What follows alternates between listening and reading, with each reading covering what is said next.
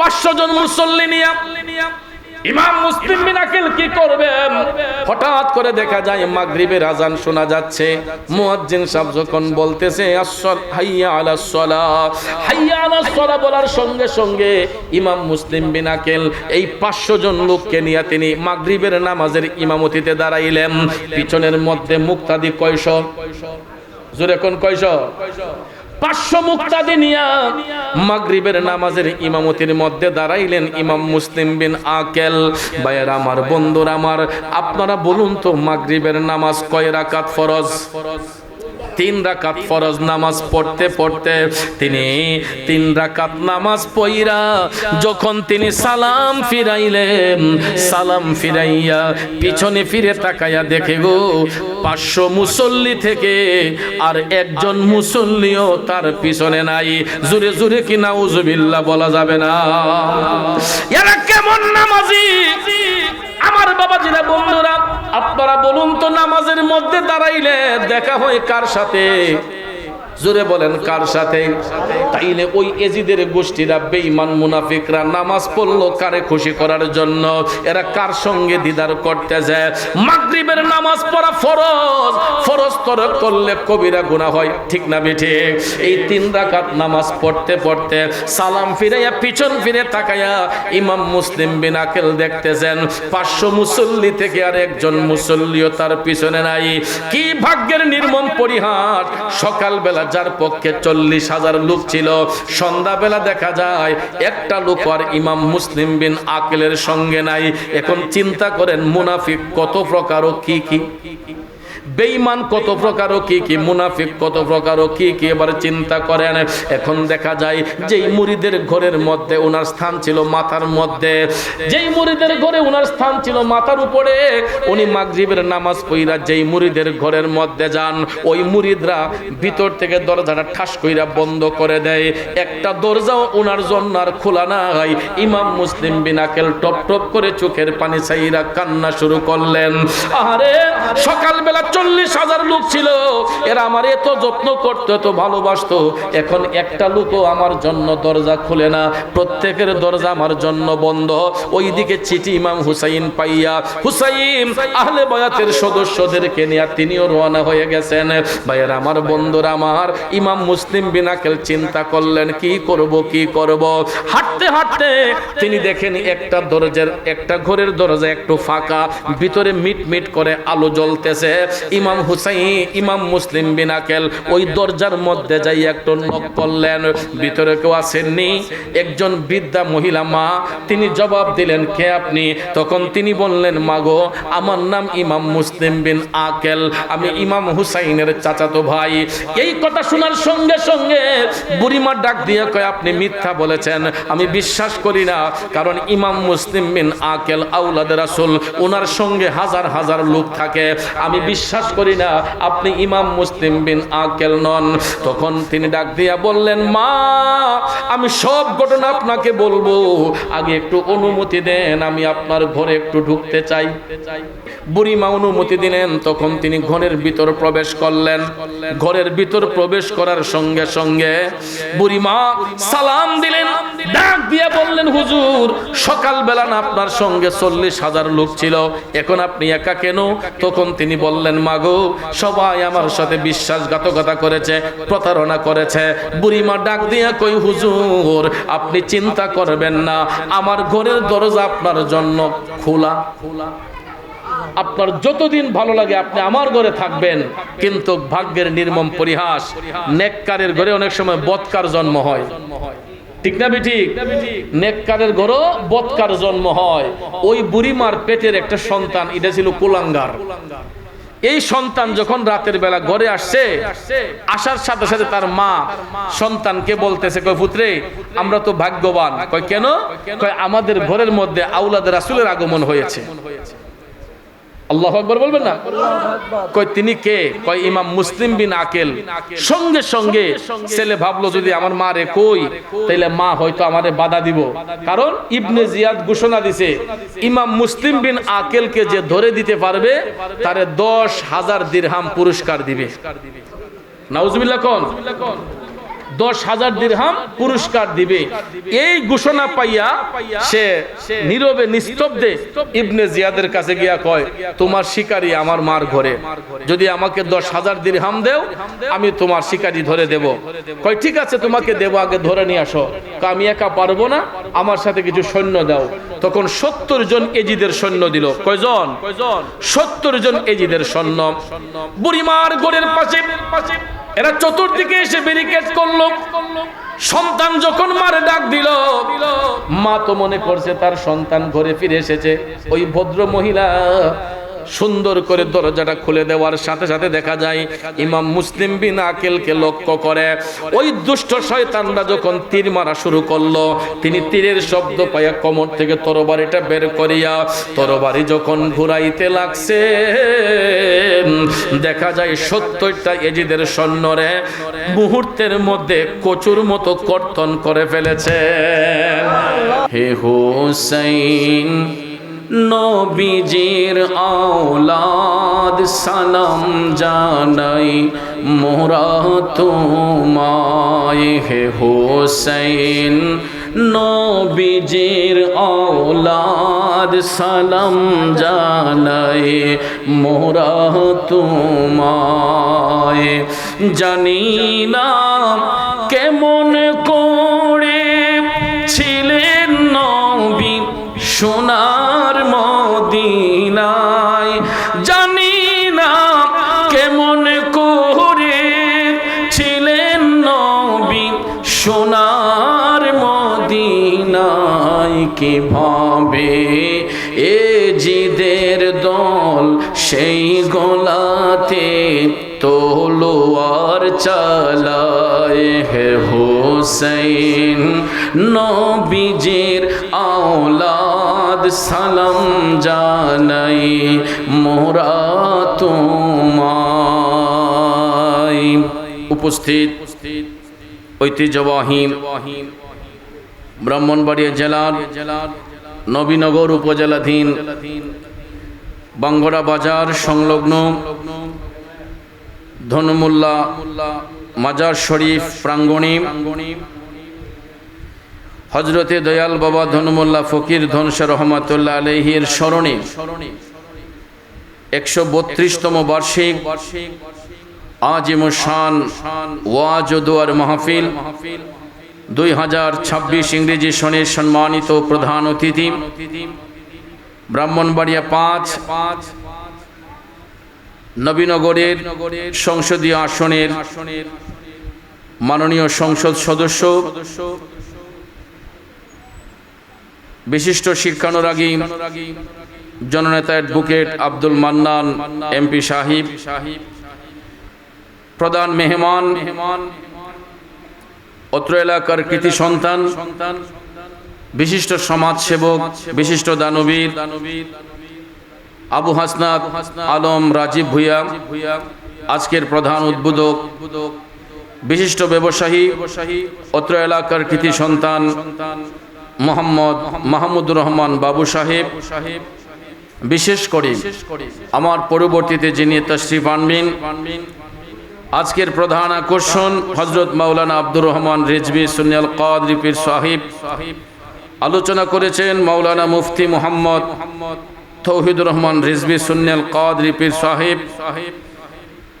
বিশেষ করে মঞ্চ উপবিষ্ট হযরত মাওলানা মুফতি মোহাম্মদ হেলাল উদ্দিন সাহিব, মাহফিলের সম্মানিত সভাপতি মোহাম্মদ কামাল উদ্দিন সাহিব, সেক্রেটারি মোহাম্মদ জালাল উদ্দিন মাস্টার সাহেব, মাহফিল পরিচালনায় আলাউদ্দিন জালাল সাহেব, আরও রয়েছেন খাদেম হাজি মোহাম্মদ দুলাল মিয়া সাহেব, মোহাম্মদ মুকদ্দস মিয়া সাহেব, মোহাম্মদ শফিকুল ইসলাম সাহেব, মোহাম্মদ কাজল মেম্বার, মোহাম্মদ খুরশিদ মিয়া, সার্বিক তত্ত্বাবধানে আব্দুল বাতেন সাবেক মেম্বার, আজকের বিশেষ অতিথিবৃন্দ এবং পোস্টারে যাদের নাম এসেছে প্রত্যেকের নাম নেওয়াটা বিশেষ প্রয়োজন। সময় স্বল্পতার দরুন সবার নাম উল্লেখ করতে না পারলেও শ্রেণীভেদে সকলের প্রতি আন্তরিক স্নেহ শ্রদ্ধা ভালোবাসা রইল। জিনার মাধ্যমে দাওয়াত কবুল করেছি বাঙ্গরা বাজারের কৃতি সন্তান নবীনগর উপজেলা যুবদলের সাধারণ সম্পাদক, বিশিষ্ট রাজনৈতিক ব্যক্তিত্ব ডাক্তার হাজী আবু কাউসার সহ আমার শ্রদ্ধ মুরব্বিয়ানে কেরাম, যুবক ভাইয়েরা, ছাত্র ভাইয়েরা, পর্দানিশীন মা বোনেরা, সকলের প্রতি আবার আন্তরিক সালাম। আসসালামু আলাইকুম ওয়া রাহমাতুল্লাহি ওয়া বারাকাতুহু। রব্বুল ইজ্জতের আলিশান দরবারে লাখো কোটি শুকর গুজার করার পর প্রিয় নবী সরকারে দু আলম নূরে মুজাসসাম মুহাম্মদুর রাসূলুল্লাহ সাল্লাল্লাহু তাআলা আলাইহি ওয়াসাল্লামের শানে নাতে মুস্তাফা, দুরুদে মুস্তাফা সাল্লাল্লাহু আলাইহি ওয়াসাল্লাম পরিবেশন করে আপনাদের খেদমতে মহাগ্রন্থ আল কোরআনুল কারীমের সূরাতুল আহজাবের 33 নম্বর আয়াতে পাক তেলাওয়াত করেছি। খুব অল্প সময়ে আয়াতে পাকের মূল অর্থ, তাফসীরের ভাষায় কিছু আলোচনা এসেছে, এইগুলো উপস্থাপন করে আল্লামা আব্দুর রহমান রিজভী সুন্নাল কাদরি সাহিব তশরিফ আনবেন। ওনার নসিহতপূর্ণ বয়ানের মাধ্যমে শেষ মোনাজাত হবে। আল্লাহ পাক যেন শেষ মোনাজাত পর্যন্ত আমাদের সকলকে ধৈর্যের সহিত বসার সুযোগ দান করেন। আমরা সকলে বলি আমিন। আর একটু জোরে বলি আমিন। প্রিয় ভাইয়েরা আমার, আরবিতে যখন বছর গণনা হয় 12 মাসে 1 বছর, ইংরেজিতেও 12 মাসে 1 বছর, বাংলাতেও 12 মাসে 1 বছর, ঠিক কিনা? তো বাংলা বৎসর যখন শুরু হয় তখন দেখবেন পহেলা বৈশাখকে বরণ করার জন্য জাতি ধর্ম নির্বিশেষে আমরা যারা বাঙালি দেখবেন আমাদের মধ্যে একটা আনন্দের জোয়ার আসে, ঠিক কিনা বলেন? আবার খ্রিস্টাব্দ যখন শুরু হয়, ইংরেজি নববর্ষ যখন শুরু হয়, আপনারা দেখবেন তখনও কিন্তু জাতি ধর্ম নির্বিশেষে সবার মধ্যে একটা আনন্দের ঢেউ উঠে, ঠিক কিনা? আর আমরা পৃথিবীর শ্রেষ্ঠ জাতি মুসলমান, আরবিতে যখন বছর গণনা শুরু হয়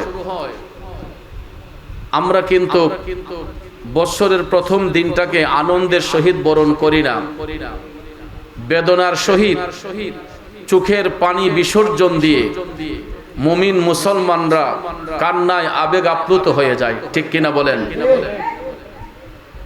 বর্তমানে যেই মাসটা আমাদের কাছ থেকে বিদায় নিচ্ছে এটা আরবি বছরের শেষ মাস, মাহে জিলহজ। সম্ভবত আর একদিন আছে, তারপরেই মুহররমের চাঁদ উদিত হবে। তো এই জিলহজ মাসটাও কিন্তু যদিও আনন্দের মাস, কিন্তু এটাও বেদনার মাধ্যমেই আনন্দটা এসেছে। আমাদের মুসলিম মিল্লাতের আদি পিতা সাইয়েদনা হযরতে বাবা ইব্রাহিম আলাইহিস সালাম আপন পুত্রকে আল্লাহর রাহে কোরবানি করার মাধ্যমে পৃথিবীর ইতিহাসে যেই বিরল ঘটনা অমর রেখেছেন, যা কিয়ামত পর্যন্ত অবিস্মরণীয় হয়ে থাকবে, ঠিক কিনা বলেন? এই জিলহজ মাসের পরেই যেই মাসটা আগমন করবে এই মাসটার নাম হচ্ছে মাহে মুহররম। এটা সম্মানিত মাসের মধ্যে একটি মাস, যেই মাসের মধ্যে সংগঠিত হয়েছে পবিত্র আশুরা। সুবহানাল্লাহ বলেন। আমার ভাইয়েরা, আশুরা অর্থাৎ মাহে মুহররমের 10 তারিখকে পবিত্র আশুরা বলা হয়। এই আশুরা এমন একটি দিন, হাদিস শরীফের মধ্যে রাসূল বলেছেন আশুরার দিনে হযরতে বাবা আদম আলাইহিস সালাম মা হাওয়া আলাইহিস সালামের সঙ্গে মিলন হয়েছিল। আশুরার দিনে হযরতে ইউনুস নবীকে মাছের পেট থেকে মুক্ত করা হয়েছিল। এই আশুরার দিনে হযরতে ইব্রাহিম আলাইহিস সালামকে বাদশা নমরুদের অগ্নিকুণ্ড থেকে মুক্তি করা হয়েছিল। এই আশুরার দিনে হযরতে নূহ আলাইহিস সালামের কিস্তিকে উড্ডীন করা হয়েছিল। এই পবিত্র আশুরার দিনে কারবালার প্রান্তরে আমার নবীজির কলিজার টুকরা নাতি হযরতে ইমাম হুসাইন রাদিয়াল্লাহু তাআলা আনহুকে রক্তে লাল করে কারবালার ময়দানে শহীদ করা হয়েছিল। এই জন্য ভাইয়েরা আমার, এই আশুরার তাৎপর্য বর্ণনা করতে গেলে দিন কি দিন চলে যাবে, রাত কি রাত চলে যাবে, বছর কি বছর চলে যাবে, তারপরও আশুরার গুরুত্ব আলোচনা করে শেষ করা যাবে না। দুঃখ লাগে ওই জায়গায় আমরা পৃথিবীর শ্রেষ্ঠ জাতি মুসলমান হওয়া সত্ত্বেও পবিত্র আশুরার গুরুত্ব আমার আপনার কাছে নাই। এই পবিত্র আশুরার গুরুত্ব নাই, কারবালার চেতনা আমার আপনার মধ্যে দেখা যায় না। এই আশুরার দিনে কারবালার ময়দানে ইমাম হুসাইন রক্তে লাল হয়েছিলেন।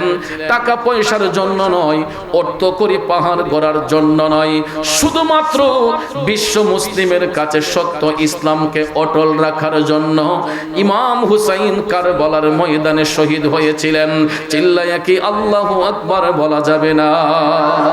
এই জন্য শায়েরে লিখেছেন, জানি না কেমন করে ছিলেন নবী সোনার মদিনায়, কিভাবে সেই গোলাতে এ জিদের দল তলোয়ার চালায়। হে হোসেন নবীজির আওলাদ সালাম জানাই মোরা তোমায়। অসুবিধা হচ্ছে আমার বাবাজিরা, এ নবীর প্রেমিকেরা, এখানে যারা আমরা বসছি বলুন তো, আমরা কি গুনাহ যুক্ত না গুনাহ মুক্ত? আমরা যুক্ত না মুক্ত? আমরা এমন কোন আদম সন্তান পৃথিবীর মধ্যে বলতে পারবে না যে আমি গুনাহ থেকে মুক্ত। কারণ আমরা যারা আদম সন্তান, আমরা যত বড় আল্লাহওয়ালা হই না কেন, যত বড় বুজুর্গ হই না কেন, যত বড় পীর সাহেব হই না কেন, আমরা সবাই নিজেকে গুনাহগার বলে স্বীকার করি, ঠিক কিনা বলেন? কিন্তু ভাইয়েরা আমার, শুনে রাখুন, জেনে রাখুন, আমরা সবাই গুনাহযুক্ত। রসুল সহ রসুলের আহলে বায়াত গুনাহ থেকে মুক্ত। এই কথা আমি মুরাদ চৌধুরীর মুখের কথা না, এই কথা হেলাল হুজুরের মুখের কথা নয়, এই কথা আব্দুর রহমান রেজভী সাহেবের মুখের কথা নয়, আল্লাহর কোরআন সাক্ষী। খুলে দেখুন সূরাতুল আহজাবের 33 নম্বর আয়াতে পাকে আল্লাহ রাব্বুল আলামিন আহলে বায়াতের পবিত্রতা বর্ণনা করে চমৎকার একটা ঘোষণা আল্লাহ তাআলা দিয়েছেন। বিসমিল্লাহির রহমানির রহিম। ইন্নামা ইউরিদুল্লাহু লিইয়ুযহিবা আনকুমুর রিজসা আহলাল বাইতি ওয়া ইউতাহহিরাকুম তাতহীরা। জোরে বলুন, ঘোষণাটা কার?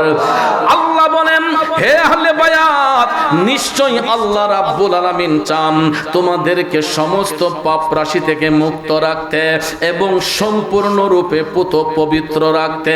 আব্বাজিরা আমার, আপনারা বলুন, ঘোষণা কার? এই হলো আয়াতে পাকের সরল তরজমা। এই আয়াতে পাকের তাফসীর করতে যাইয়া জগৎ বিখ্যাত তাফসীর রুহুল বায়ান, এই আয়াতে পাকের চমৎকার তাফসীর বর্ণনা করতে যাইয়া প্রথমে এই আয়াতে পাকের শানে নুজুলের দিকে নজর করা হয়েছে।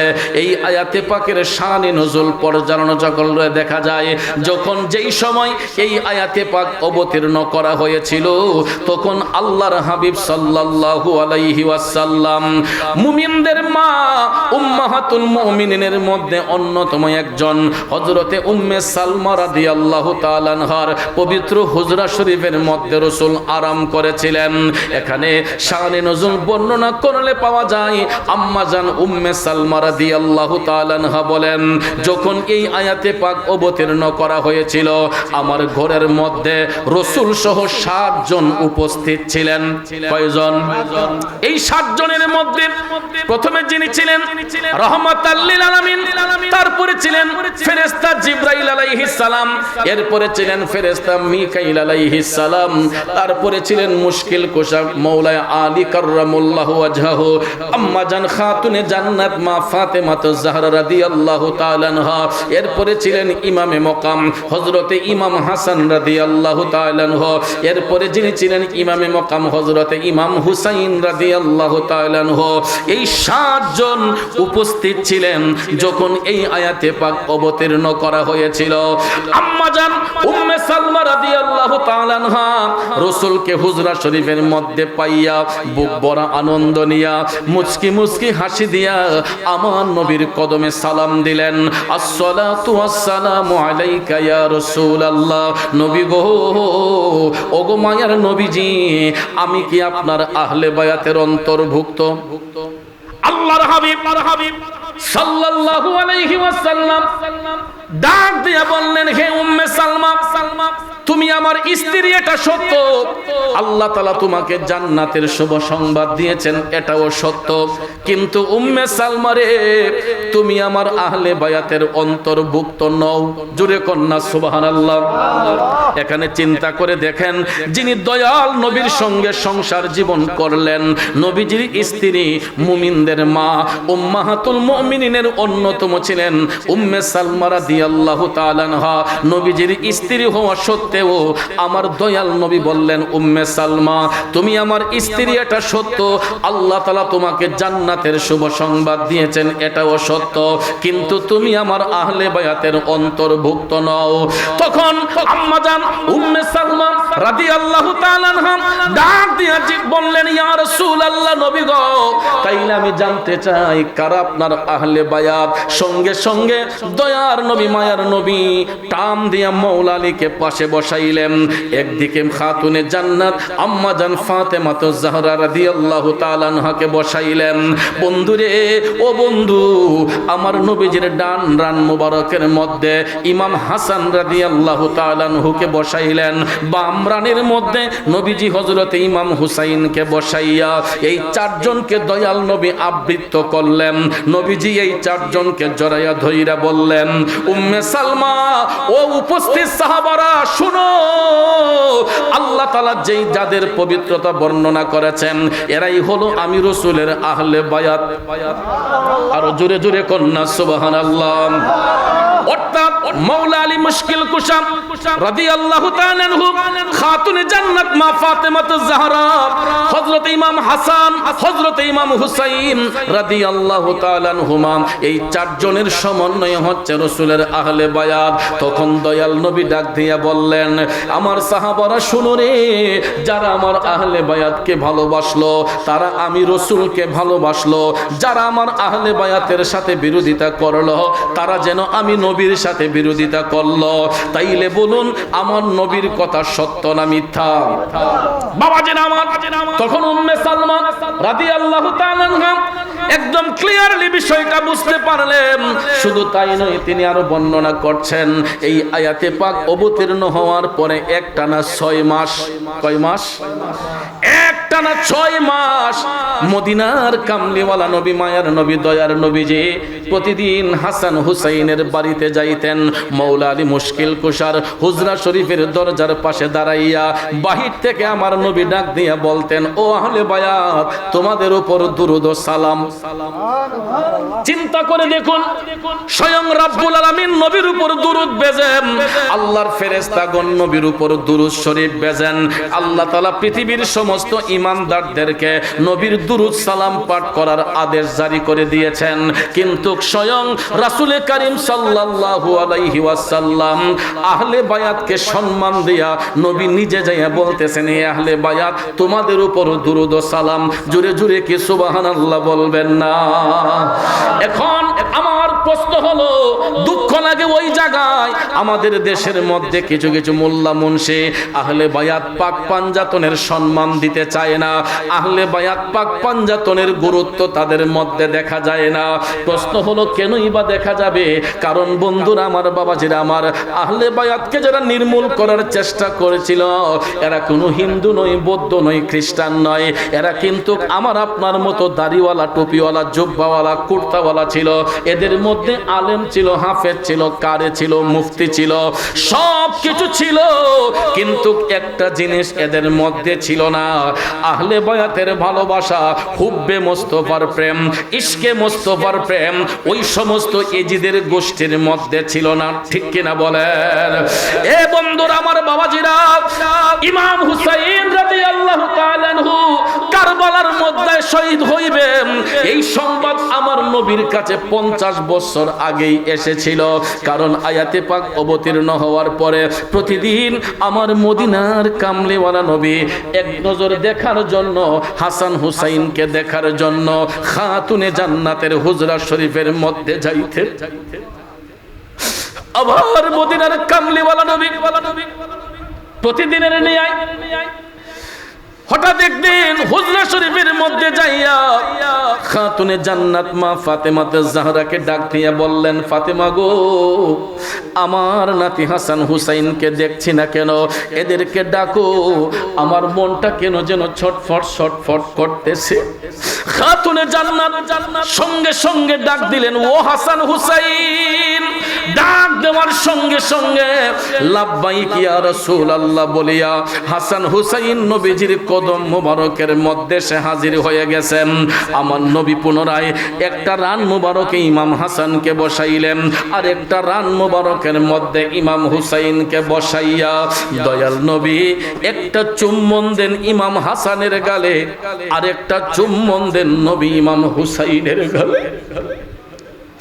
কত আদর করতেন নবী ইমাম হাসানকে, কত আদর করতেন নবী ইমাম হোসেনকে, আদর করে চুমু খেতেন তাদের গালেতে, কত আদর করতেন নবী ইমাম হোসেনকে। ও বাঙ্গরা বাজারের বাবাজিরা, আপনারা যারা মেয়ের ঘরে নাতি দেখেছেন, একজন নানাই বলতে পারে নানার কাছে নাতির আদর কতটুকু। নানার বাড়িতে নাতিরা যখন বেড়াতে আসে, আপনারা দেখবেন ছোট্ট ছোট্ট নাতিগুলারে কান্দে কইরা লইয়া নানারা সকালবেলা দৌড় দিয়া বাজারে চলে আসে, বিকালবেলা দৌড় দিয়া বাজারে চইলা আইসা ওই মেহের ঘরে নাতিটারে কত রঙের রং বেরঙ্গের মজা কিন্না দেয়। নানা ভাই খাও, নানা ভাই গালে মুখে চুম্বন দেয়। দেখবেন নাতিদেরকে নিয়ে নানাদের মধ্যে কত আনন্দ দেখা দেয়, ঠিক কিনা বলেন? বন্ধুরা আমার, আমার নবীজির কলিজার টুকরা নাতি ইমাম হাসান হুসাইন নবীজির কোলের মধ্যে বসা। আমার নবী একটা চুম্বন দেন ইমাম হাসানের গালে, আর একটা চুম্বন দেন ইমাম হুসাইনের গালে। আদর করতে করতে দেখা যায় ইমাম হুসাইনের গালে চুম্বন দিয়া আমার নবীজি ঝোর ঝোর করে চোখের পানি ছেড়ে কান্দে। খাতুনে জান্নাত সাংসারিক কাজ করায় ব্যস্ত ছিলেন। হঠাৎ করে আম্মা জান খাতুনে জান্নাত তিনি লক্ষ্য করে দেখতেছেন আমার নবীর চোখের পানি মোবারক গোলা গড়ায়া গড়ায়া পড়তেছে। নবীজির চোখের পানি পড়তেছে। খাতুনে জান্নাত ডাক দিয়া বলতেছেন, নবী গো, ওগো মায়ার নবীজি, আপনার নাতি হাসান হুসাইনকে কোনো কারণে আপনি নবীরে কষ্ট দিছেনি? আমার নবী ডাক দিয়া কয়, না রে ফাতেমা, না, আমি রসুল কেন, আমার নাতি হাসান হুসাইন পৃথিবীর কাউকে কোনোদিন কষ্ট দিতে পারে না। খাতুনে জান্নাত ডাক দিয়ে কই, নবী গো, তাইলে আপনার চোখের পানি ঝরতেছে কেন গো নবী? আপনি কাঁদতেছেন কেন? তখন দয়াল নবী ইমাম হুসাইনকে জড়াইয়া ধইরা আমার রসুল ডাক দিয়া কয়, ফাতেমা রে, ও আমার কলিজার টুকরা ফাতেমা, আমি রসুল এই জন্য কাঁদতেছি গো, আজ থেকে 50 বছর পরে। কত বছর? আজ থেকে 50 বছর পরে কারবালা নামক প্রান্তরে আমার নাতি হুসাইনের গলার মধ্যে, আমার উম্মতের মধ্যে একদল জাহেল উম্মত আমার হুসাইনের গলার মধ্যে ছুরি চালাইব। এ বাঙ্গরা বাজারের বাবাজিরা, বন্ধুরা, কারবালা সংগঠিত হওয়ার 50 বছর আগে নবীর কাছে সংবাদ ছিল কি ছিল না? অনেক মূর্খ বিয়াদবরা বলে হুসাইন কারবালায় শহীদ হইবেন, রাসূল যদি জানতেন ফিরাইলেন না কেন? আমার ভাইয়েরা, বন্ধুরা, কারণ হুসাইন যদি কারবালায় শহীদ না হইতেন আজকে আমরা সত্য মিথ্যার পার্থক্য বুঝতে পারতাম না।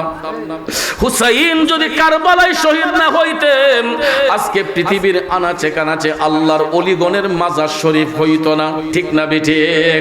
কারণ আজকে যাদের মাজার শরীফ হয়েছে ওই মাজারওয়ালা ব্যক্তিরাই আহলে বায়াতের প্রেমে পাগল ছিল, এরা হুসাইনি আদর্শের সৈনিক ছিল, ঠিক না বেঠিক? হুসাইনি আদর্শের সৈনিক যারা হয় এরা ওফাতের পরে আল্লাহ তাদেরকে বন্ধুরূপে গ্রহণ করে। হুসাইনি আদর্শের সৈনিকরা ওফাত বরণ করার পরে তারা আল্লাহর বন্ধু হয়ে যায়। দুনিয়ার মানুষগুলা তাদেরকে সমাহিত করে, তাদের মাজার হয়, তাদের মাজার জিয়ারতের জন্য মুমিন মুসলমানরা মাতোয়ারা হয়, ঠিক না বেঠিক?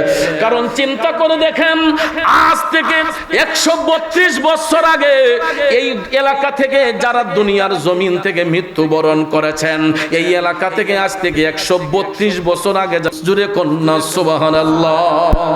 বন্ধুরা আমার, বাবাজিরা, ইমাম ইশকে মোহাম্মদ আলা হযরত আজিমুল বরকত তিনি লিখেছেন নবীর বংশের দুইটা নূরের তারকা, একটা হলো ইমাম হাসান আর একজন হলো ইমাম হুসাইন।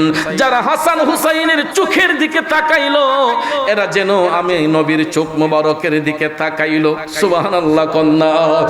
এই জন্য ভাইরা আমার, আমরা আহলে বায়াতের গোলামি করি, পাক পাঞ্জাতনকে ভালোবাসি। বন্ধুরে, আহলে বায়াত পাক পাঞ্জাতনকে যারা ভালোবাসবে এরা জান্নাতি হবে, যারা আহলে বায়াত পাক পাঞ্জাতনের শানে বিরোধিতা করবে এরা নির্ঘাত জাহান্নামী হবে। তাইলে বলুন, আমরা জান্নাত চাই না জাহান্নাম চাই? জোরে কোন, জান্নাত না জাহান্নাম? জান্নাতের আশা যদি করো মুসলমান, জান্নাতের আশা যদি করতে হয় বাধ্যতামূলক আহলে বায়াতকে ভালোবাসতে হবে। বলতে পারেন হুজুর কেন? কারণ আহলে বায়াতের প্রথম যেই নামটা উনি হচ্ছেন মুশকিল কুশা শেরে খুদা হযরতে মাওলানা আলী রাদিয়াল্লাহু তাআলা আনহু। তিনি এমন একজন ব্যক্তি, আল্লাহর হাবিব সাল্লাল্লাহু আলাইহি ওয়াসাল্লাম বলেছেন, আমার আলী যতক্ষণ কাউকে অনুমতি না দিবে আল্লাহর কোন বান্দা বান্দি ফুলসিরাতের পুল পার হতে পারবে না। ফুলসিরাতের পুলের জিম্মাদার হলেন মুশকিল কুশা শেরে খুদা মাওলানা আলী। জোরে কোন সুবহানাল্লাহ। এখন আপনারা বলুন, ফুলসিরাতের পুল পার না হইয়া কোন ব্যক্তি কি জান্নাতে যেতে পারবে? এখন ভাইয়ার আমার, বন্ধুর আমার, আপনারা বলুন তো, ফুলসিরাতের পুলটা কি দাউদকান্দি ব্রিজের সমান, বৈরব ব্রিজের সমান, পদ্মা সেতুর সমান, যমুনা সেতুর সমান? এ বাঙ্গুরার বাবাজিরা, গভীর মনোযোগ, মনোযোগ, মনোযোগ। ফুলসিরাতের পুল এটা এমন একটি পুল, মদিনার কামলিওয়ালা নবী, মায়ার নবী, দয়ার নবী বলেছেন, পাও দিয়া হাইটা গেলে 30,000 বছরের রাস্তা হবে ফুলসিরাতের পুলের দৈর্ঘ্য। সুবহানাল্লাহ কোন। দুনিয়াতে যত লম্বা লম্বা সেতু আছে এগুলার দৈর্ঘ্য যেমন আছে প্রস্থ আছে, আছে না? দৈর্ঘ্য আছে, প্রস্থ আছে। ফুলসিরাতের পুলেরও দৈর্ঘ্য আছে, প্রস্থ আছে। আল্লাহর হাবিব সাল্লাল্লাহু আলাইহি ওয়াসাল্লাম বলেছেন, ফুলসিরাতের পুলের দৈর্ঘ্যটা হবে, লম্বাটা হবে, মানুষ পাও দিয়ে হাইটটা গেলে 30,000 বছর হাঁটলে পরে যেই লম্বা রাস্তা হবে এতটুক পরিমাণ লম্বা রাস্তা হবে ফুলসিরাতের পুলের দৈর্ঘ্যটা। আর প্রস্থটা হবে চুল হইতে চিকন, হীরা হইতে ধার। আল্লাহু আকবার বলেন। চুল হইতে চিকন করছো, হীরা হইতে ধার।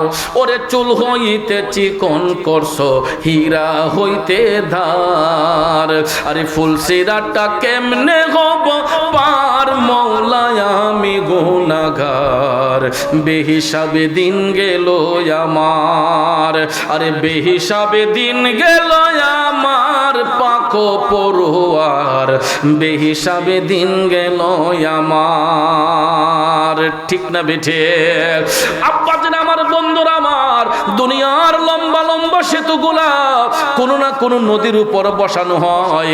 আপনার ভৈরব ব্রিজটা কিন্তু মেঘনা নদীর উপর, যমুনা সেতুটা যমুনা নদীর উপর, পদ্মা সেতু পদ্মা নদীর উপর। কথা বলেন ঠিক কিনা? বাবাজির আমার, বন্ধুরা আমার, ফুলসিরাতের ফুলটা কিন্তু কোনো নদীর উপর বসানো হইব না, কোনো খালের উপর বসানো হইব না, কোনো সমুদ্রের উপর বসানো হইব না। ফুলসিরাতের ফুলটা বসানো হইব গো জাহান্নামের জ্বলন্ত আগুনের উপরে। বন্ধুরে বন্ধু, ফুলসিরাতের ফুলের নিচে কোনো পানি থাকবে না, নদীর পানি থাকবে না, খালের পানি থাকবে না, বিলের পানি থাকবে না। ফুলসিরাতের ফুলের নিচে থাকবে জাহান্নামের জ্বলন্ত আগুন, ধাউ ধাউ করে জ্বলে উঠবে।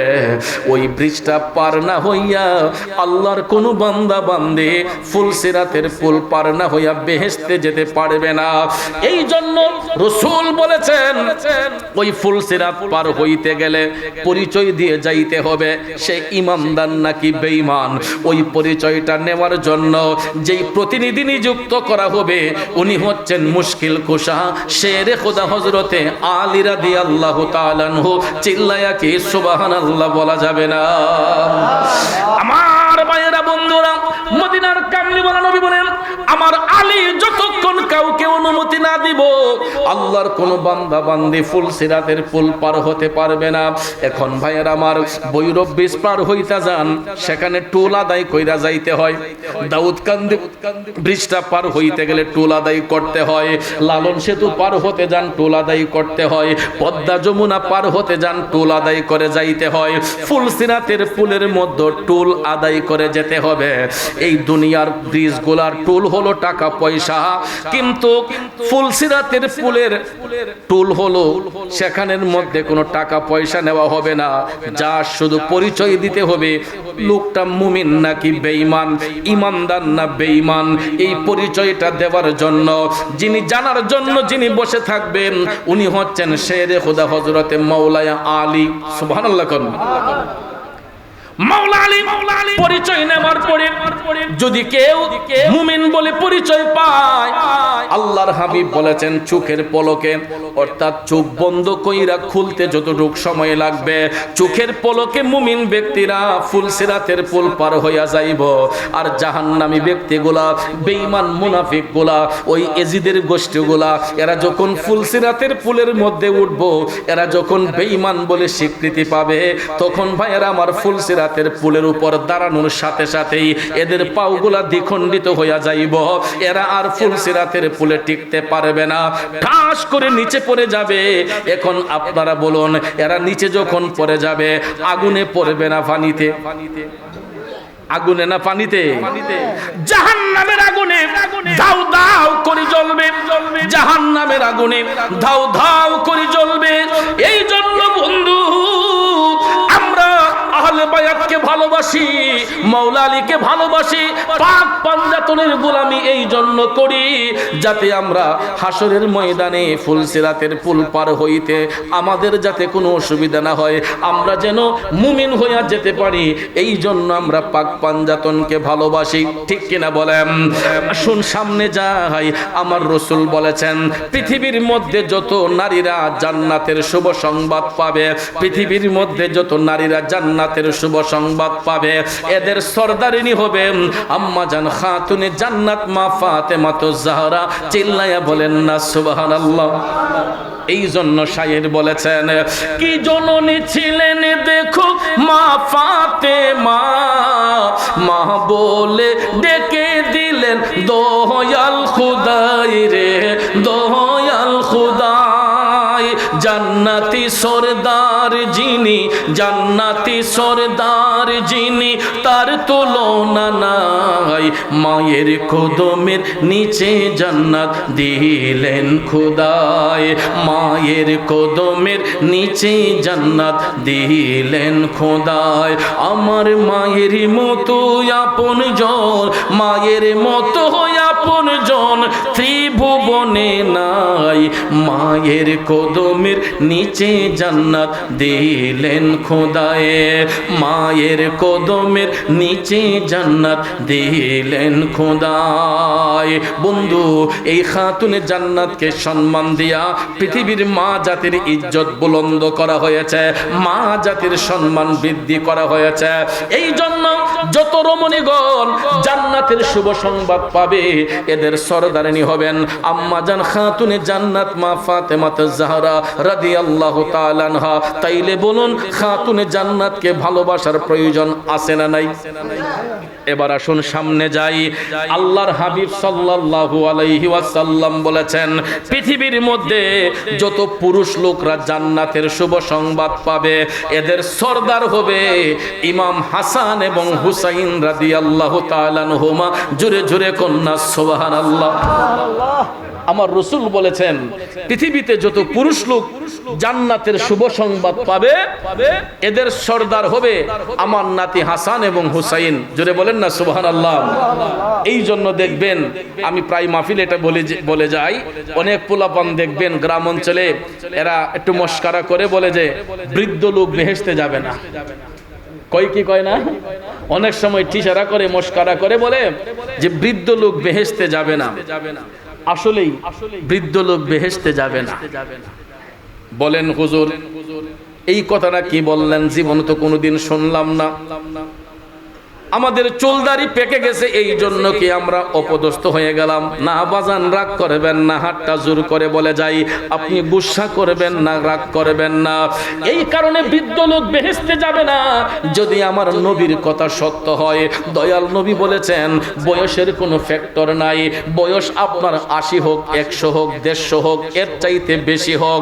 আমার নবী কামলিওয়ালা বলেছেন ওই ব্যক্তি যদি মুত্তাকি হয়, ওই ব্যক্তি যদি পরহেজগার হয়, ওই ব্যক্তি যদি ইমানদার হয়, তাইলে আমার নাতি হাসান হুসাইনের মতো জওয়ান হইয়া জান্নাতের মধ্যে প্রবেশ করবে। আরো জোরে কন্যা সুবহানাল্লাহ। এই জন্য আব্বা, চুল পেকে গেছে, দাড়ি পেকে গেছে, চামড়া লুজ হয়ে গেছে, অসুবিধা নাই। আল্লাহর নবী বলেছেন যদি ব্যক্তিটা মুত্তাকি হয়, পরহেজগার হয়, ইমানদার হয়, তাহলে ফাওয়াল্লেস লোকরে আল্লাহ বেহেশতে নিবে না। রাসূল বলেছেন আমার নাতি হাসান হুসাইনের মতো আল্লাহ তাদেরকে জওয়ান বানিয়ে দিব। 80 বছরের বৃদ্ধ হলেও, 100 বছরের বৃদ্ধ হলেও সে 15 বছরের যুবকের মতো হয়ে যাবে। হাসান হুসাইনের মতো জওয়ান হইয়া বেহেশতের মধ্যে প্রবেশ করবে। জোরে কন্যা সুবহানাল্লাহ। তাইলে হাসান হুসাইনকে ভালোবাসার প্রয়োজন আছে না নাই? এবার আসুন পাক পাঞ্জাতন আমার নবীকে নিয়ে, কারণ এই আহলে বাইতের 4টা নাম মুবারকের সঙ্গে যখন দয়াল নবীর নাম মুবারক এড করা হয় তখনই এটা হয়ে যায় পাক পাঞ্জাতন। কারণ এরা পুত পবিত্র, আল্লাহ রাব্বুল আলামিন তাদের পবিত্রতা বর্ণনা করেছেন। তাইলে বলুন, আহলে বায়াত পাক পাঞ্জাতনকে ভালোবাসলে ঈমান কি তাজা হয় না দুর্বল হয়? তাজা হয় না দুর্বল হয়? এই জন্য বাজান, এই অল্প দিনের জিন্দেগি পাইয়া দুনিয়ার লোভে পইরা ঈমান নষ্ট করবেন না। কারণ বর্তমান সময়ে ঈমানের বাজারে আগুন লেগে গেছে। বর্তমান সময়ে ঈমানের বাজারে আগুন লাগছে। কারণ লাগারও কারণ আছে। আল্লাহর হাবিব সাল্লাল্লাহু আলাইহি ওয়াসাল্লাম বলেছেন যে এমন একটা জামানা আসবে আমার উম্মতের কাছে ঈমান রক্ষা করাটা এত কঠিন হবে যে এক হাতে জ্বলন্ত আগুন রাখা যতটুকু কঠিন হবে, এর চাইতে বেশি কঠিন হবে আমার উম্মতের ঈমান রক্ষা করে চলাটা। রাসূল অপর বর্ণনায় বলেছেন আমার উম্মতের মধ্যে কিছু কিছু লোক সে সকালবেলা মুমিন থাকবে, বিকালবেলা মুনাফিক হয়ে যাবে। সকালবেলা মুমিন হবে, বিকালে সে মুনাফিক হবে। কারণ এই দুনিয়ার মানুষগুলা অর্থের লোভে পড়ে, স্বার্থের লোভে পড়ে আমরা নিজের ঈমান আকীদাকে বিনষ্ট করে ফেলেছি। কথা বলেন। অনেক সময় বিচার আচার করতে গেলে দেখবেন মামু ছাড়া কোনো কথাই চলে না। আছে না নাই? রাগ করবেন না, গুসা করবেন না। আমার ভাইয়েরা, বন্ধুরা, হুসাইনি আদর্শের সৈনিক যারা হয় এরা কখনো কালো টাকা গ্রহণ করবে না। কারণ দুষ্ট শয়তান ইয়াজিদ এই কারণে সে লানত প্রাপ্ত, এই জন্য সে অভিশপ্ত, এই জন্য সে ফাসিক। কারণ দুষ্ট শয়তান ইয়াজিদ রাজ সিংহাসন পাইয়া ক্ষমতার লোভে পইরা এমন ভাবে সে অন্যায় অত্যাচার শুরু করলো। প্রথমে তার বাবা আমিরে মুয়াবিয়া থাকা অবস্থায় লুকিয়ে লুকিয়ে সে পাপের কাজ করত, কিন্তু তার বাবার অবর্তমানে সে যখন রাজতান্ত্রিক ক্ষমতার অধিকারী হইয়া মসনদের মধ্যে যখন বসলো, তখন আর লুকায়া নয়, ওপেনলি নারীবাজি শুরু করলো, জুয়ার খেলা শুরু করলো, মদ খাওয়া শুরু করলো। কিন্তু ইমাম হুসাইন সহ আহলে বায়াতের অনুসারী যারা ছিলেন তারা এইগুলা পছন্দ করতেন না। ঠিক না ঠিক? আজও পর্যন্ত দেখবেন ভালো মানুষ যারা, ভদ্র মানুষ যারা, এরা দেখবেন মদ জুয়াকে কি প্রশ্রয় দেয়? মদ জুয়াকে প্রশ্রয় দেয়, এরা নারীবাজি পছন্দ করে না। কিন্তু দুষ্ট শয়তান যারা, এরা দেখবেন এই সমস্ত খারাপ অন্যায় অত্যাচারে লিপ্ত হয়ে যায়। কথা বলেন ঠিক কিনা? যখন রাজতান্ত্রিক অধিকারী ইয়াজিদ যখন সিংহাসনের মধ্যে বসলো, তখন সে ভাবলো আহলে বায়াতের সদস্যদেরকে যেইভাবে হোক আমার ক্যাপচারে আনতে হবে। সর্বপ্রথম ওলীদ বিন আব্দুল্লাহ ইয়াজিদের চেলা, তাকে দিয়ে দাওয়াত পাঠালো ইমাম হুসাইনের কাছে। হযরতে ইমাম হুসাইন রাদিয়াল্লাহু তাআলা আনহুর কাছে আয়েশা, ওলীদ ইবনে আব্দুল্লাহ আয়েশা বলতেছে, হুসাইন ইয়াজিদ আপনাকে তলব করেছে যাওয়ার জন্য, আপনি ইয়াজিদের হাতে বায়াত হয়ে যান। নাউজুবিল্লাহ কোন।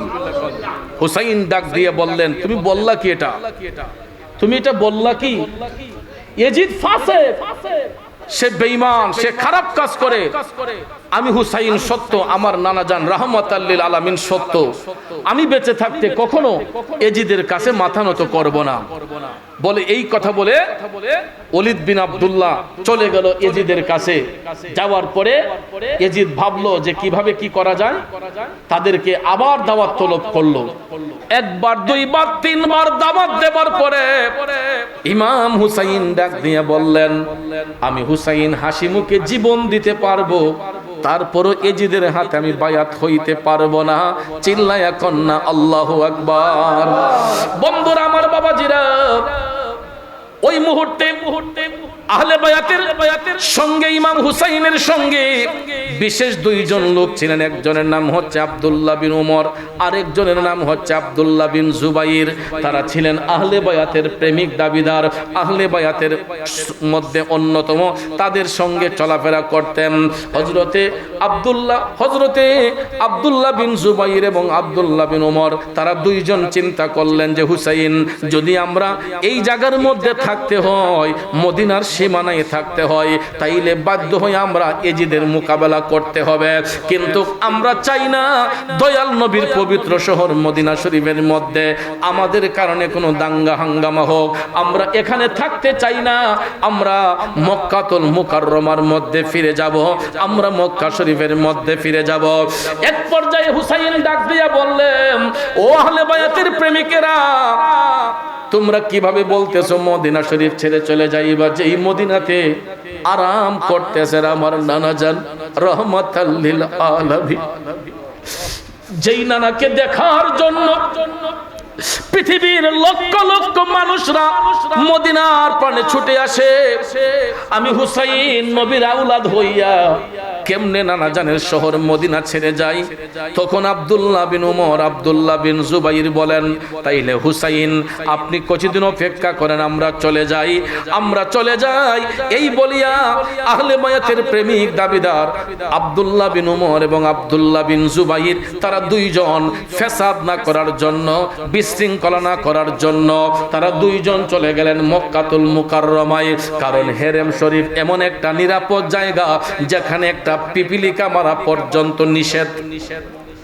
পিপিলিকা মারা পর্যন্ত নিষেধ। যারা হেরেমের সীমানায় ঢুকে যায় তারা আল্লাহর আমানতে চলে যায়। সেখানে একটা পিপিলিকাও আল্লাহর আমানতে থাকে। সুবহানাল্লাহ বলেন। এই জন্য দেখবেন ইহরামের কাপড় যখন হাজী সাহেবরা বেঁধে ফেলে, তাদেরকে বলা হয় যে জেনে শুনে একটা পিঁপড়াও কিন্তু হেরেমের ভিতর গিয়ে মারবেন না। কারণ হেরেম শরীফের সীমানার ভিতরে একটা ছোট্ট পিপিলিকাও নিরাপদ আশ্রয়ে থাকে। সুবহানাল্লাহ বলেন। আমার ভাইয়েরা, গভীর মনোযোগ। আব্দুল্লাহ বিন উমর, আব্দুল্লাহ বিন জুবাইর, তারা দুইজন চলে গেলেন মক্কা শরীফের মধ্যে। ওইদিকে এজিদ বারবার করে দাওয়াত পাঠাচ্ছে হুসাইনের কাছে। এক পর্যায়ে আহলে বায়াতের বাকি সদস্যরা সবাই বলতেছেন, ও হুসাইন, এখানে যদি আমরা অবস্থান করি তাইলে রক্তপাত হবে, মদিনা শরীফের মধ্যে সংঘাত হবে, মারামারি হবে, দানাহানি হবে।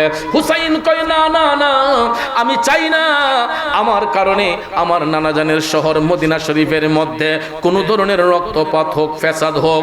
তার চেয়ে বরং আমি হুসাইন মক্কার পানে ফিরে যাইব, তারপর মদিনা শরীফের মধ্যে আমি রক্তপাত ঘটাইতে চাই না। ইমাম হুসাইনের কি ইচ্ছে ছিল যুদ্ধ করার? যুদ্ধ করলো কারা? যখন ইমাম হুসাইন মদিনা শরীফ থেকে চলে যাবেন, শেষ সালামটা দেবার জন্য তিনি আমার দয়াল নবীর রওজা পাকের সামনে গিয়ে দাঁড়াইয়া, হুসাইন, আমার নবীর রওজা শরীফের সামনে দাঁড়াইয়া আবেগ আপ্লুত কণ্ঠে গিয়ে তিনি সালাম দিচ্ছেন, আসসালাতু ওয়াসসালামু আলাইকা ইয়া রাসূলুল্লাহ। নবী গো, ওগো মায়ার নবীজি, আমি আপনার নাতি হুসাইন, আপনি নবীর সামনে দাঁড়িয়ে আছে। ইয়া রাসূলুল্লাহ, এখানে যেই সমস্ত ঘটনা ঘটতেছে সব কিছু আপনার চোখ মোবারক দিয়ে দেখতেছেন। সুবহানাল্লাহ। আমার নবী মরানা জিন্দা, মরানা জিন্দা। হুসাইন ডাক দিয়ে বলতেছে, নবী গো, এখানে যা কিছু ঘটতেছে সব কিছু তো আপনি আপনার চোখ মোবারক দিয়ে দেখতেছেন গো নবী। আমি চাই না আমার কারণে আপনার পবিত্র শহর মদিনা শরীফে রক্তপাত হোক। এই জন্য নবী গো, আমার যদিও মনটা চাচ্ছে না, তারপর রিসালতের আদর্শকে প্রতিষ্ঠা রাখার জন্য আমি হুসাইন আপনার পবিত্র শহর মদিনা শরীফ ছেড়ে চলে যাচ্ছে। বিদায়ী সালাম দিয়া ইমাম হুসাইন মক্কার পানে রওনা হইলেন, আর পিছনে ফিরে মদিনার দিকে তাকায়া ইমাম হুসাইন কান্দে। আহলে বায়াতের 83 জন সদস্য নিয়ে, এরই মধ্যে নারী পুরুষ দুধের শিশু পর্যন্ত তাদের কাফেলার মধ্যে ছিল বাজান। আহলে বায়াতের সদস্যরা সবাই তারা রওনা হয়ে গেলেন মক্কার পানে। যাইতে যাইতে যাইতে ইমাম হুসাইন যখন মক্কা শরীফের মধ্যে গিয়ে উপস্থিত হইলেন, মদিনা থেকে 2 মঞ্জিল দূরত্ব একটা জায়গার নাম হলো কুফা। নাম কি? এই কুফাবাসী মুসলমানরা ইমাম হুসাইনকে খুব ভালোবাসা দেখিয়েছিল, কিন্তু এই ভালোবাসার অন্তরালে কিছু বেঈমানিও ছিল, যেটা ইমাম হুসাইন বুঝতে পারেন নাই। আর এই বেঈমানির ফলেই কারবালা আস্তে আস্তে কাছে ঘনিয়ে আসছিল। কথা কোন ঠিক না বেঠিক? কুফার মুসলমানরা যখন দেখলো মদিনার শরীফ ছেড়ে ইমাম হুসাইন মক্কাতে চলে গেলেন, ওই কুফার মুসলমানরা প্রতিদিন একটার পর একটা চিঠি লেখা শুরু করলো। প্রতিদিন একটার পর একটা চিঠি লেখা শুরু করলো ইমাম হুসাইন বরাবর, যে হুসাইন সালাম গ্রহণ করবেন, পর সমাচার আপনি আমাদেরকে না জানাইয়া কেন আপনি মক্কা শরীফে চলে গেলেন? ও হুসাইন, আপনি যদি আমাদের মধ্যে ফিরে না আসেন, আমরা কার কাছে বায়াত হইব? যদি আপনি ফিরে না আসেন, আমরা বাধ্য হইয়া এজিদের কাছে বায়াত গ্রহণ করতে হবে। আর যদি এজিদের কাছে বায়াত গ্রহণ করতে হয়, আমরা রোজ হাসরের ময়দানে আপনার নানা জান রাহমাতাল লিল আলামিন নবীর কাছে আমরা দাঁড়াইয়া সাক্ষী দেব যে আপনি আমাদেরকে চলে যাওয়ার ফলে আমরা বাধ্য হইয়া এজিদের কাছে বায়াত গ্রহণ করেছি। এখন এই চিঠিগুলা পাইয়া ইমাম হুসাইন তিনি আবেগ আপ্লুত হয়ে গেলেন যে কুফার মুসলমানরা এত ভালোবাসতেছে। কারণ তখন তো টেলিফোন ছিল না, তখন তো কোনো ইন্টারনেট ছিল না, গুগল ছিল না। তখন ভাইয়ের আমার চিঠিপত্রের মাধ্যমেই, বাহকের মাধ্যমেই, চিঠিপত্র আদান প্রদানের মাধ্যমেই যোগাযোগের ব্যবস্থা থাকতো। এখন আগে তো আমরা গ্রামে গঞ্জ দেখেছি, আমরাও ছোট্টবেলায় দেখেছি, একটা টেলিগ্রাম পাবার জন্য মানুষ কত অপেক্ষায় থাকতো। বিদেশে চিঠি পাঠাইলে কখন চিঠি আসবে, এই চিঠির ভাষা পড়ার জন্য আমরা চতুর্দিকে ব্যারিকেড দিয়ে বসতাম। ঠিক না ঠিক? যে কি চিঠির ভাষাটা ছিল।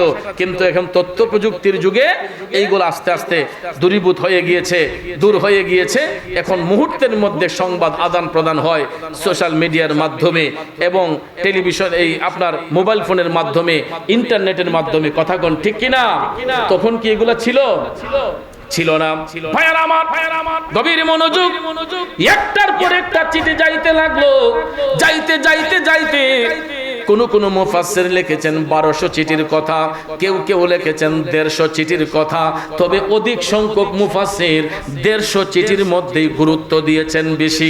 কারণ তখনকার সময়ে পাও দিয়ে হেঁটে হেঁটে বাহকের মাধ্যমে চিঠি আদান প্রদান হতো, এই জন্য 150 চিঠির মধ্যেই গুরুত্ব ছিল বেশি।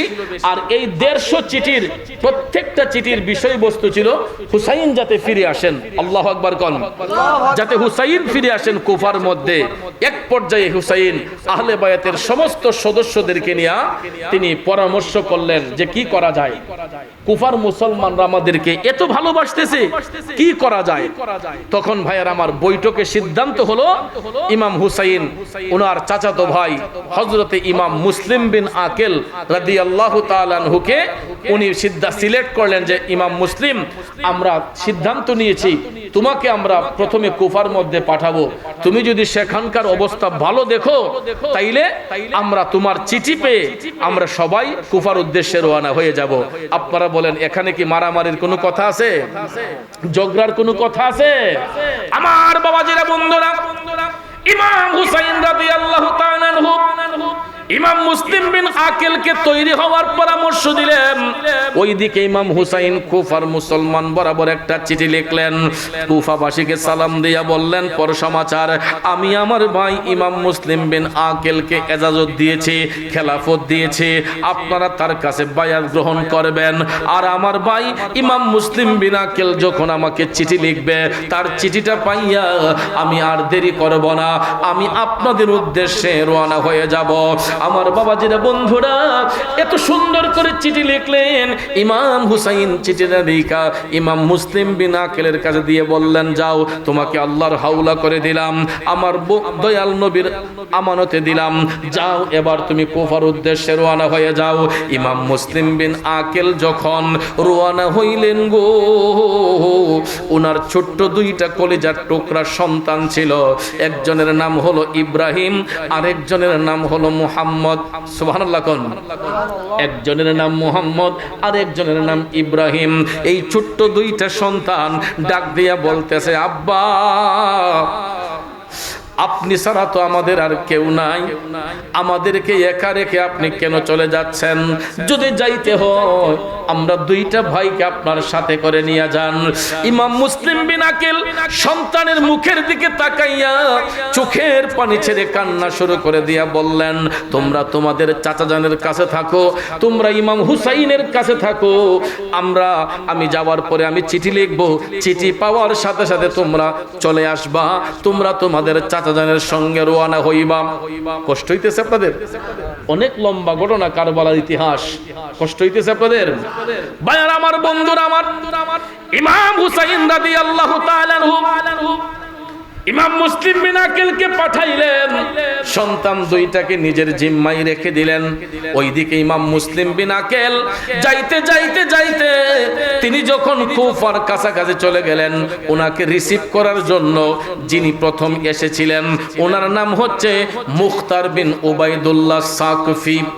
প্রথম যিনি কুফার পক্ষ থেকে ইমাম মুসলিম বিন আকিলকে রিসিভ করতে আসলেন ওনার নাম হচ্ছে হযরতে মুখতার বিন উবাইদুল্লাহ সাকফি। তিনি আয়েশা প্রথমে তাদেরকে রিসিভ করে নিয়ে গেলেন কুফাবাসীদের কাছে। যাবার সাথে সাথে এরা যখন শুনতে পারলো যে ইমাম মুসলিম বিন আকিল হুসাইনের চাচাতো ভাই আওলাদুর রাসূল তিনি এসেছেন, এই সংবাদ পাইয়া কুফার মুসলমানদের মধ্যে এমন একটা আনন্দের জোয়ার উঠেছে এবং চিঠি পাওয়ার সাথে সাথে যখন দেখছে উনি খেলাফত প্রাপ্ত, তখন আস্তে আস্তে করে 10 জন 5 জন করে বায়াত হওয়া শুরু করলো। সুবহানাল্লাহ বলেন। বায়াত হওয়া শুরু করলো। হইতে হইতে হইতে দেখা যায় কয়েক দিনের মধ্যে 40,000 লোক, কয় হাজার? 40,000 কুফার মুসলমান ইমাম মুসলিম বিন আকিলের কাছে বায়াত হইলেন। সুবহানাল্লাহ বলবেন না? ভাইয়ার আমার, 40,000 লোক যেই লোকের পক্ষে থাকে, এই লোকে কি মোকাবেলা করতে কোনো সমস্যা আছে? কোনো সমস্যা নাই, 1-2 জন লোক নয়, 40,000 লোক। এখন দেখা যায় এই মুরিদের ঘরে দাওয়াত, এই মুরিদের ঘরে দাওয়াত, উনি দাওয়াত খাওয়ায়, উনি দাওয়াত খাওয়ায়, দাওয়াতের কোনো শেষ নাই। ইমাম মুসলিম বিন আকিল খুশি না বেজার? তিনি মনের খুশিতে তিনি ভাবতেছেন কুফার মুসলমানরা আমাদেরকে এত ভালোবাসে, কুফার মুসলমানরা আমাদেরকে এত ভালোবাসে, আগে জানতাম না। কিন্তু এই ভালোবাসার অন্তরালে যে শয়তানি লুকিয়ে আছে এইটা তো ইমাম মুসলিম বিন আকিল জানতেন না রে বাজান। ইমাম মুসলিম বিন আকিল খুশি হইয়া তিনি সুন্দর করে একটা চিঠি লিখলেন, ভাইজান আপনি চিঠি পাওয়ার সাথে সাথে আর দেরি করবেন না, কুফার মুসলমানরা আমাদেরকে অত্যাধিক ভালোবাসে, কুফার মুসলমানরা আমাদেরকে অধিক ভালোবাসে, আপনি চিঠি পাওয়ার সাথে সাথে আপনি চলে আসবেন। একদিকে চিঠি পৌঁছে গেল, একদিকে চিঠি যাইতে শুরু করলো, অপর দিকে দেখা যায় কুফার গভর্নর নুমান বিন বশির নামে একজন লোক ছিল, কুফার গভর্নর। তখন এজিদের একটা চেলা সে চলে গেছে দামেস্কে। দামেস্কে যাইয়া এজিদের কাছে গিয়া কয়, আপনি সিংহাসন লইয়া বইয়া রইছেন, ওইদিকে কুফার মধ্যে 40,000 লোক আপনার বিরুদ্ধে এরা দাঁড়িয়ে গেছে, এরা মুসলিম বিন আকিলের কাছে বায়াত হইছে। এজিদ শোনার সাথে সাথে এজিদ কয়, বলো কি? এটা তো হইতে পারে না, আমার তো প্রতিনিধি সেখানে আছে, কই এটারে বরখাস্ত করা হোক। সঙ্গে সঙ্গে নুমান বিন বশিরকে সাসপেন্ড করে এখানের মধ্যে গভর্নর নিযুক্ত করলো ইবনে জিয়াদকে। জোরে কোন নাউজুবিল্লাহ। এই ইবনে জিয়াদ সে এমন একটা ব্যক্তি, তার মুখের মধ্যে মধু ছিল, অন্তরের মধ্যে শয়তানি ছিল। মুখের মধ্যে মধু, অন্তরে শয়তানি, এমন লোক আমাদের দেশে আছে না নাই? সুরের কই চুরি কর, গিরস্তে কর, সজাগ থাক, আছে না নাই? বন্ধুরা আমার, দুষ্ট লোকের মিষ্টি কথা এটা নতুন কিছু নয়, 1,500 বছর আগে থেকে এটা চালু করেছে। সে কুফার গভর্নর ছিল, সিরিয়ারও গভর্নর ছিল। তো কুফার মধ্যে আইসা যখন দেখলো যে 40,000 লোক ইমাম মুসলিম বিন আকিলের কাছে বায়াত নিয়েছে, সে ভাবছে বাপরে 40,000 লোকে তো এমনিতে আটকানো যেত না, এটা কৌশল অবলম্বন করতে হবে। কৌশলটা কি? এই কুফার মধ্যে যত বড় বড় সর্দার ছিল, সর্দার যারা ছিল সবাইরে তার গভর্নর ভবনে নিয়ে দাওয়াত খাওয়াইছে। কি খাওয়াইছে? দেখেন আমাদের দেশের মধ্যে দেখবেন এমন কিছু লোক আছে, একটু মুরগের রান টান খাওয়াইলে, ভালো করে খাওয়াইলে লগে লগে দেখবেন দল সাইরে আরেক দল জায়গা আসেনি। এটা নতুন কিছু নয়। এই ইবনে জিয়াদি কি করছে? বড় বড় সর্দারদেরকে তার গভর্নর ভবনে নিয়ে পেট বইরা খাওয়াইছে। খাওয়ায় টাওয়া সাইরা ওইদিকে তার উজিরদেরকে নির্দেশ দিছে যে তোমরা এদেরকে বের হতে দিবা না, এরা নজরবন্দি করে ফেলো, এরা যাতে খাইয়া কেউ বের হতে না পারে। কেন? কয় এদেরকে আটকিয়ে ফেললে এদের গোষ্ঠীগারা যারা আছে এরা তখন আসবে, তখন তোমরা এদের বুকের মধ্যে তীর ধরে রাখবা, আর বলবা যদি তাদেরকে বাঁচাতে চায় এরা যেন ইমাম মুসলিম বিন আকিলের সঙ্গ ছাইরা দেয়। নাউজুবিল্লাহ কোন? সত্যি সত্যি আমার ভাইয়েরা, গভর্নর ভবনের মধ্যে ইবনে জিয়াদ বড় বড় সর্দারদেরকে দাওয়াত করলো। এরা দাওয়াত খাবার পরে যখন বের হতে চায় বের হতে পারে না। দেখা যায় চতুর্দিকে তীর ধনুক তাদের বুকের মধ্যে ধরা হয়েছে, তীর ধনুক দিয়ে এদেরকে আটকে রাখা হয়েছে। এই দিকে সংবাদ ছড়ে গেল কুফার মধ্যে। সবাই যখন রওনা হয়ে গেল, ঢাল তলোয়ার সবাই হাতের মধ্যে নিয়ে তাদের সর্দারদেরকে ছুটাইবার জন্য যখন আসলো, ইমাম মুসলিম বিন আকিল নেতৃত্ব দিলেন। আসার সঙ্গে সঙ্গে দেখা যায় এদের বুকের মধ্যে তীর ধরে রাখছে। এরা বলতেছে যদি আমাদেরকে বাঁচাইতে চাও তোমরা এই মুহূর্তে ইমাম মুসলিম বিন আকিলের সঙ্গ ছাইরা দাও। জোরে কর নাউজুবিল্লাহ। এখন দেখা যায় এই ঘোষণা পাইয়া সর্দাররা যখন এই ঘোষণা দিছে, দেওয়ার সাথে সাথে 2-4 করে তীর ধনুক ছেড়ে দিয়া এরা পলাইতে শুরু করলো। পলাইতে দেখা যায় 39,500 লোক, 40,000 লোকের মধ্যে 39,500 লোক ইমাম মুসলিম বিন আকিলকে সাইরা চইলা গেছে। আর আছে কয়জন? 500 জন। 40,000 লোকের মধ্যে 39,500 গেলে কয়শো থাকে? এই 500 জন মুসল্লি নিয়া ইমাম মুসলিম বিন আকিল কি করবেন? হঠাৎ করে দেখা যায় মাগরিবের আজান শোনা যাচ্ছে। মুয়াজ্জিন সাহেব যখন বলতেছে হাইয়া আলাস সালাহ, হাইয়া আলাস সালাহ বলার সঙ্গে সঙ্গে ইমাম মুসলিম বিন আকিল এই 500 জন লোককে নিয়ে তিনি মাগরিবের নামাজের ইমামতিতে দাঁড়াইলেন। পিছনের মধ্যে মুক্তাদি কয়শ? জোরে কোন কয়শ? 500 মুক্তাদি নিয়া মাগরিবের নামাজের ইমামতির মধ্যে দাঁড়াইলেন ইমাম মুসলিম বিন আকিল। ভাইয়েরা আমার, বন্ধুরা আমার, আপনারা বলুন তো মাগরিবের নামাজ কয় রাকাত ফরজ? 3 রাকাত ফরজ নামাজ পড়তে পড়তে তিনি 3 রাকাত নামাজ পড়া যখন তিনি সালাম ফিরাইলেন, সালাম ফিরাইয়া পিছনে ফিরে তাকায়া দেখে গো 500 মুসল্লি থেকে আর একজন মুসল্লিও তার পিছনে নাই। জোরে জোরে কি নাউজুবিল্লাহ বলা যাবে না? এরা কেমন নামাজি? আমার বাবাজিরা, বন্ধুরা, আপনারা বলুন তো নামাজের মধ্যে দাঁড়াইলে দেখা হয় কার সাথে? জোরে বলেন কার সাথে? তাইলে ওই এজিদের গোষ্ঠীরা, বেঈমান মুনাফিকরা নামাজ পড়লো কারে খুশি করার জন্য। এরা কার সঙ্গে দিদার করতে যায়? মাগরিবের নামাজ পড়া ফরজ, ফরজ তরক করলে কবিরা গুনাহ হয়, ঠিক না বেঠে? এই 3 রাকাত নামাজ পড়তে পড়তে সালাম ফিরাইয়া পিছন ফিরে তাকায়া ইমাম মুসলিম বিন আকিল দেখতেছেন 500 মুসল্লি থেকে আর একজন মুসল্লিও তার পিছনে নাই। কি ভাগ্যের নির্মম পরিহাস! সকালবেলা যার পক্ষে 40,000 লোক ছিল, সন্ধ্যাবেলা দেখা যায় একটা লোক আর ইমাম মুসলিম বিন আকিলের সঙ্গে নাই। এখন চিন্তা করেন মুনাফিক কত প্রকার ও কি কি, বেঈমান কত প্রকার ও কি কি, মুনাফিক কত প্রকার ও কি কি, এবার চিন্তা করেন। এখন দেখা যায় যেই মুরিদের ঘরের মধ্যে ওনার স্থান ছিল মাথার মধ্যে, যেই মুরিদের ঘরে ওনার স্থান ছিল মাথার উপরে, উনি মাগরিবের নামাজ পড়া যেই মুরিদের ঘরের মধ্যে যান, ওই মুরিদরা ভিতর থেকে দরজাটা ঠাস কইরা বন্ধ করে দেয়। একটা দরজাও ওনার জন্য আর খোলা নাই। ইমাম মুসলিম বিন আকিল টপ টপ করে চোখের পানি ছাইরা কান্না শুরু করলেন।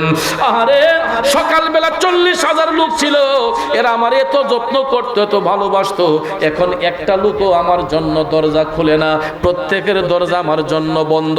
ওইদিকে চিঠি ইমাম হুসাইন পাইয়া হুসাইন আহলে বায়াতের সদস্যদেরকে নিয়ে তিনিও রওনা হয়ে গেছেন। ভাইয়ের আমার, বন্ধুরা আমার, ইমাম মুসলিম বিন আকিল চিন্তা করলেন কি করব কি করব।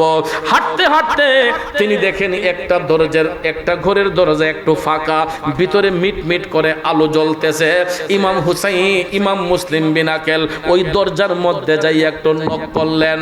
ভিতরে কেউ আসেননি। একজন বৃদ্ধা মহিলা মা, তিনি জবাব দিলেন কে আপনি? তখন তিনি বললেন মাগো, আমার নাম ইমাম মুসলিম বিন আকিল, আমি ইমাম হুসাইনের চাচাতো ভাই। এই কথা শোনার সঙ্গে সঙ্গে বুড়িমা ডাক দিয়ে কয় আপনি মিথ্যা বলেছেন, আমি বিশ্বাস করি না, কারণ ইমাম মুসলিম বিন আকিল আওলাদ রাসূল, ওনার সঙ্গে হাজার হাজার লোক থাকে, আমি বিশ্বাস করি না আপনি ইমাম মুসলিম বিন আকিল নন।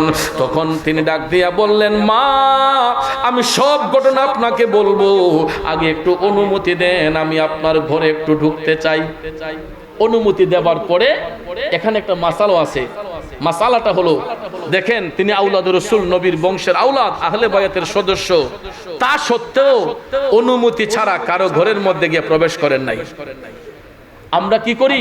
খালার বাড়ি যাই, মামার বাড়ি যাই, সোজা ঘরে ঢুকে যাই। এটা ইসলাম নিষেধ করেছে। আপনার নিজের বাড়িতে গেলেও রাসূল বলেছেন আগে বাহির থেকে সালাম বিনিময় করেন। যদি সালামের জবাব না আসে, রাসূল বলেছেন তোমরা 3 বার গলা কাশি দাও, কারণ ঘরের ভিতরে মহিলা মা বোনদের একটা ব্যক্তিগত স্বাধীনতা আছে, ঠিক না ঠিক? এটা যাতে হস্তক্ষেপ না হয়, এই জন্য রাসূল বলেছেন অনুমতিবিহীন কেউ কারো ঘরে প্রবেশ করবে না, কারণ ঘরের ভিতরে মহিলা মা বোনদের একটা ব্যক্তিগত স্বাধীনতা আছে। অনেক সময় বুকের উপর কাপড় থাকবে না, অনেক সময় বাচ্চাকে দুধ পান করাবে, অনেক সময় মাথার মধ্যে কাপড় থাকে না, কারণ মহিলা মা বোনরা ঘরের ভিতরে একটু তারা স্বাধীনভাবে চলতে চায়, ঠিক না ঠিক? এরা তো আর বাহিরে স্বাধীন নয়, ঘরের ভিতরে। এই জন্য এই ব্যক্তিগত স্বাধীনতায় হস্তক্ষেপ না করার জন্য রাসূল বলেছেন অনুমতিবিহীন তোমরা কারো ঘরে প্রবেশ করবে না। কষ্ট হচ্ছে আপনাদের? একটা চমৎকার জিকির হবে, রাজি আছেন নি? যেহেতু আল্লাহর ওলির মাজার শরীফ, একটু জিকির করবো না আমরা ইনশাআল্লাহ। কথাটা শেষ করে ফেলি। কথাটা শেষ করে ফেলি, খারাপ লাগতেছে আমার বাবাজিরা বন্ধুরা, গভীর মনোযোগ। ইমাম মুসলিম বিন আকিলকে বুড়িমা অনুমতি দিলেন, তখন তিনি ঘরের ভিতর প্রবেশ করলেন। ঘরের ভিতর প্রবেশ করার সঙ্গে সঙ্গে বুড়িমা সালাম দিলেন, ডাক দিয়ে বললেন, হুজুর সকালবেলা না আপনার সঙ্গে 40,000 লোক ছিল, এখন আপনি একা কেন? তখন তিনি বললেন, মাগো সবাই আমার সাথে বিশ্বাসঘাতকতা করেছে, প্রতারণা করেছে। বুড়িমা ডাক দিয়ে কই, হুজুর আপনি চিন্তা করবেন না, আমার ঘরের দরজা আপনার জন্য খোলা। আপনার যতদিন ভালো লাগে আপনি আমার ঘরে থাকবেন। কিন্তু ভাগ্যের নির্মম পরিহাস, নেককারের ঘরে অনেক সময় বদকার জন্ম হয়, ঠিক না ঠিক? নেককারের ঘরে বদকার জন্ম হয়। ওই বুড়িমার পেটের একটা সন্তান, এটা ছিল কুলাঙ্গার। এই সন্তান যখন রাতের বেলা ঘরে আসছে, আসার সাথে সাথে তার মা সন্তানকে বলতেছে, কয় পুত্রে আমরা তো ভাগ্যবান। কয় কেন? কয় আমাদের ঘরের মধ্যে আওলাদ রাসূলের আগমন হয়েছে। আল্লাহু আকবার বলবেন না? কয় তিনি কে? কয় ইমাম মুসলিম বিন আকিল। সঙ্গে সঙ্গে ছেলে ভাবলো, যদি আমার মা রে কই, তাইলে মা হয়তো আমারে বাধা দিব। কারণ ইবনে জিয়াদ ঘোষণা দিছে, ইমাম মুসলিম বিন আকিলকে যে ধরে দিতে পারবে তারে 10,000 দিরহাম পুরস্কার দিবে। নাউজুবিল্লাহ কোন 10,000 দিরহাম পুরস্কার দিবে। এই ঘোষণা পাইয়া সে নীরবে নিস্তব্ধে ইবনে জিয়াদের কাছে গিয়া কয়, তোমার শিকারী আমার মার ঘরে, যদি আমাকে 10,000 দিরহাম দেও আমি তোমার শিকারী ধরে দেব। কয় ঠিক আছে তোমাকে দেব, আগে ধরে নিয়ে আসো। আমি একা পারবো না, আমার সাথে কিছু সৈন্য দাও। তখন 70 জন এজিদের সৈন্য দিল। কয়জন? 70 জন এজিদের সৈন্য বুড়িমার ঘরের পাশে। এরা চতুর্দিকে এসে ব্যারিকেড করলো। সন্তান যখন মারে ডাক দিল, মা তো মনে করছে তার সন্তান ঘরে ফিরে এসেছে। ওই ভদ্র মহিলা সুন্দর করে দরজাটা খুলে দেওয়ার সাথে সাথে দেখা যায় ইমাম মুসলিম বিন আকিলকে লক্ষ্য করে ওই দুষ্ট শয়তানরা যখন তীর মারা শুরু করলো, তিনি তীরের শব্দ পাইয়া কোমর থেকে তরবারিটা বের করিয়া তরবারি যখন ঘুরাইতে লাগছে, দেখা যায় 70টা এজিদের সৈন্যরে মুহূর্তের মধ্যে কচুর মতো কর্তন করে ফেলেছে। 70টা এজিদের সৈন্যরে ইমাম মুসলিম বিন আকিল কতল করে ফেলেছেন।